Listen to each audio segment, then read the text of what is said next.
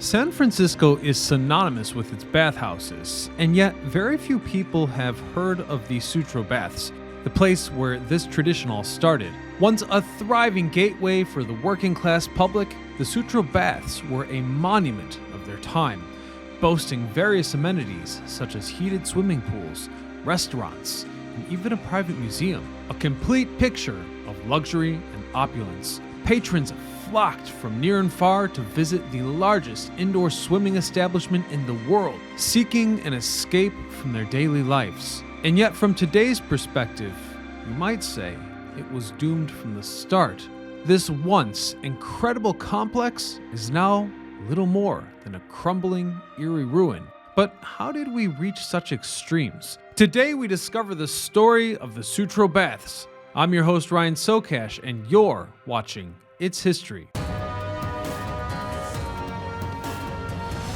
To understand San Francisco's most famous bathhouse, we have to set the stage by traveling back in time to the 1850s in California. The gold rush marked this time along the largest mass migration in the United States' history, with countless prospectors setting out in the hopes of making a fortune in mining.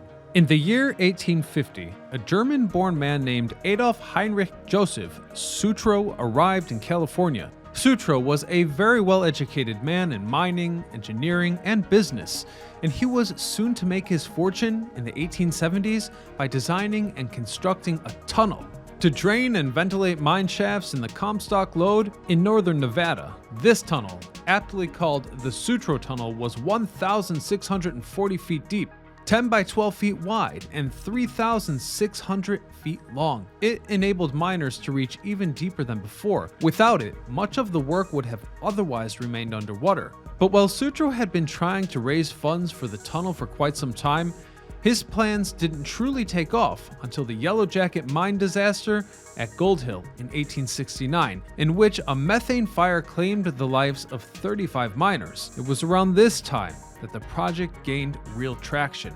This was because it garnered the support of fellow miners, who saw the drainage tunnel as a crucial second exit in the event of another fire. Sutro sold stock certificates for the Sutro Tunnel Company to raise funds for the project, which was completed by 1878. It ran from Dayton to Virginia City and had many connections to local mines. The tunnel was a massive success, so much so that it ended up being a blueprint for many other mining tunnels. It also significantly improved miners' working conditions and made their jobs safer from certain hazards. The tunnel was so high in demand that miners would pay $10,000 to rent it out for a single day. As you can guess, Sutro made a considerable fortune from the tunnel system, though his plans reached beyond.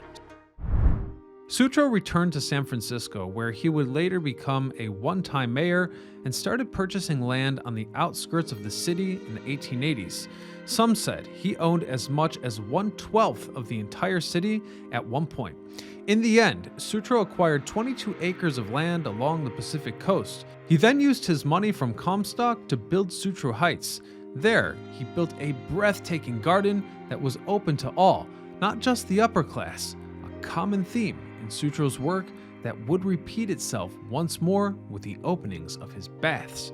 Another common theme in Sutro's work was the incorporation of art from around the world, with which he decorated the gardens of Sutro Heights. Visitors who paid a small entrance fee could enter the park, take carriage rides, or visit the conservatory and viewing tower. As we know from a previous video, in 1883, Sutro purchased the Cliff House and rebuilt it after a devastating fire, and still his most ambitious project was yet to come.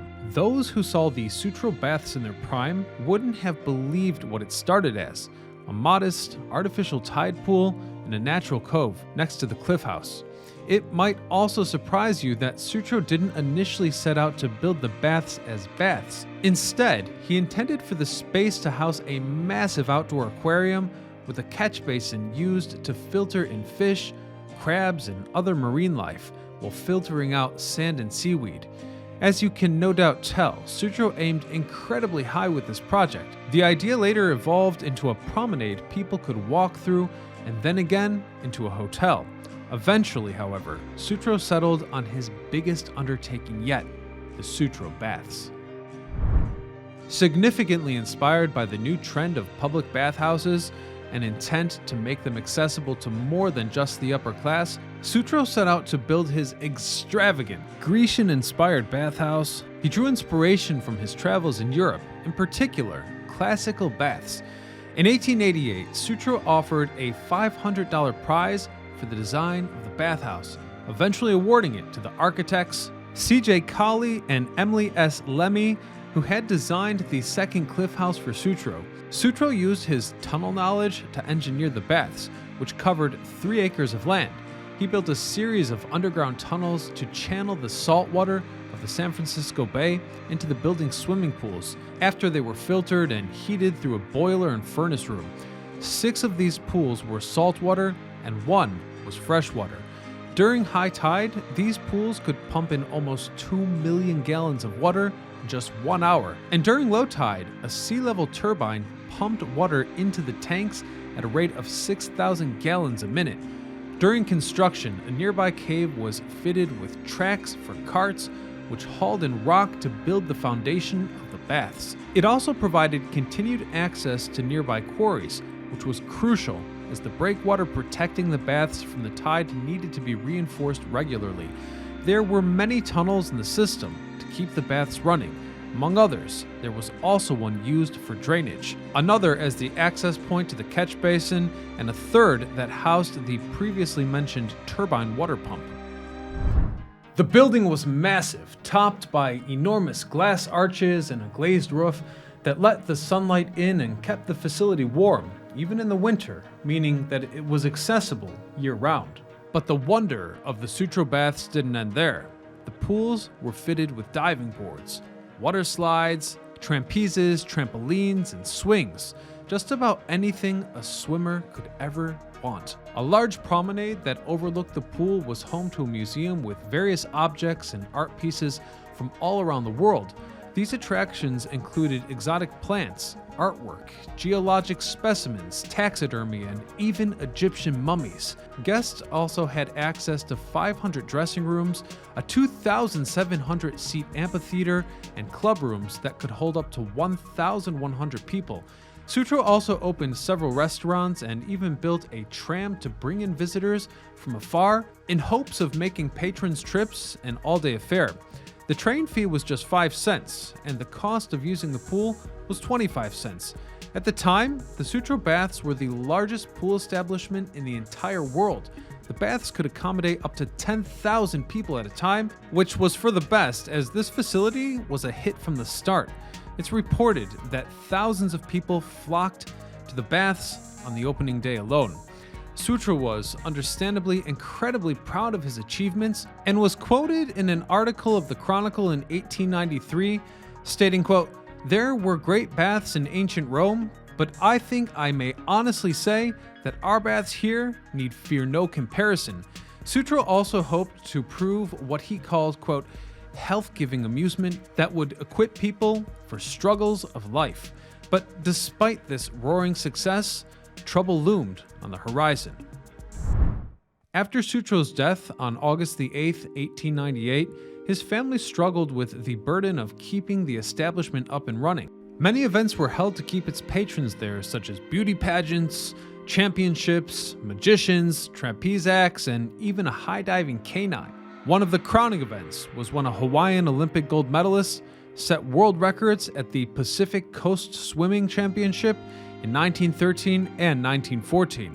In the subsequent years, World War I would come and go, as well as the Great Depression, meaning that few could afford the cost of recreation. In turn, the cost of keeping the Sutro Baths open only continued to rise. Sutro's heirs tried to get the city to purchase the baths, but they saw no luck. Eventually, Sutro's grandson, Adolf G. Sutro, took over. Under his guidance, the baths were renovated with a more tropical theme. A few of the pools were removed to add basketball, dancing, ice skating, ping pong activities, and indoor beaches, but by that point, it was already too late. The Sutro Baths, extravagant as they were practically bleeding money. In 1952, the baths were nearly shut down and demolished for scrap, only saved by George Whitney, the owner of Playland and the Cliff House, who purchased them with several nearby acres of land. He removed the rest of the swimming pools in order to transform the bathhouse into a full-scale ice skating rink. After Whitney's death, however, his remaining family began to sell off parts of the land around the bathhouse. Real estate developers who hoped to build condos in place of baths wanted to demolish the structure entirely, but before that could happen, another tragedy struck. In keeping with the nearby Cliff House's prior accidents, the Sutro Baths too were destroyed by a fire on June the 26th, 1966, after which the developers took the insurance payout and left the project altogether. But perhaps most shocking is that the cause of the Sutro Baths was ruled as arson. The perpetrator was never discovered, but one of the leading theories is that it may have been purposefully burnt down so that its owners could collect the insurance money and recoup profits from a falling business. Plans to demolish the bathhouse soon returned, this time in the hopes of building a shopping center and housing in their place, but a public cry for the ruins to be preserved prevented this. As a result, the baths were saved from their untimely, or others might say timely, demise. But what remains? Let's have a look. Though the bathhouses do sit in ruin, you can still visit their remains. You may even be able to spot the digouts for the pools or the ladder supports, wrapped in a shell around crumbling walls of their supports. The remains of the bathhouse are part of the Golden Gate National Recreation Area and were purchased by the National Park Service in 1980. The Sutro Egyptian collection of artifacts from the Promenade Museum has been relocated to the San Francisco State University collection. Looking back on the Sutro Baths, it's almost eerie to think about how something so incredibly popular can still end up forgotten and abandoned. Halls that were once filled with thousands of people are now demolished and empty along the coastline. Pools full of swimmers are eroded. Perhaps its charm was best described in a 2016 interview with San Francisco resident Josh Elmore, who stated, "It's one of many places that when you first come to it, you feel like you've stumbled upon some hidden treasure that nobody else has been to or seen before. It really puts you in the throes of nature." But I'm curious, when you envisioned San Francisco's bathhouses, is this what you had in mind? Let me know in the comments below, and please support our project by clicking join or subscribe. And don't forget to send me your episode ideas on Instagram. Until next time, this is Ryan Socash, signing off.